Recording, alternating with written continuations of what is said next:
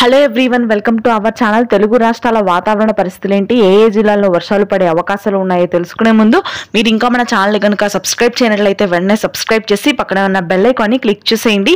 ఇక లేట్ చేయకుండా వివరాలకు కనుక వెళ్ళినట్లయితే నైరుతి రుతుపవనాలు తెలుగు రాష్ట్రాల్లోకి విస్తరించబోతున్నాయి. ప్రస్తుతానికి కేరళ తీరాన్ని తాకిన నైరుతి రుతుపవనాల ప్రభావంతో రానున్నటువంటి వారం రోజుల పాటు రాయలసీమ, దక్షిణ కోస్తా జిల్లాల్లో భారీ వర్షాలు నమోదవుతాయని హైదరాబాద్, అమరావతి వాతావరణ కేంద్రం వెల్లడించింది. నైరుతి రుతుపవనాలతో పాటుగా మనకి బంగాళాఖాతంలో కొనసాగుతున్నటువంటి ఉపరితల ఆవర్తన ద్రోణి అనేది దిశను మార్చి మధ్యాంధ్ర, ఉత్తరాంధ్ర జిల్లాలకు విస్తరించింది.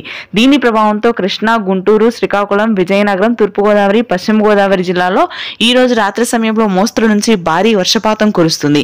ఇక ఆ తర్వాత ఉత్తర తెలంగాణలోని నిజామాబాద్, ఆదిలాబాద్, ఖమ్మం, భద్రాద్రి, కొత్తగూడెం జిల్లాల్లో కూడా భారీ వర్షాలు కురుస్తాయి. రాయలసీమలోని అనంతపురం, పుట్టపర్తి, సత్యసాయి జిల్లాల్లో మే 27, 28, 29 తేదీల్లో కుండపోత వర్షాలు కురుస్తాయి. ఇక ఆ తరువాత బంగాళాఖాతంలో కొనసాగుతున్నటువంటి ఉపరితల ఆవర్తన ద్రోణి బలహీన పడితే మనకి తెలంగాణ, హైదరాబాద్ పరిసర ప్రాంతాల్లో చిరుజల్లులు నమోదయ్యే అవకాశాలు ఉన్నాయి. ఇది ప్రస్తుతానికి ఉన్న వెదర్ అప్డేట్.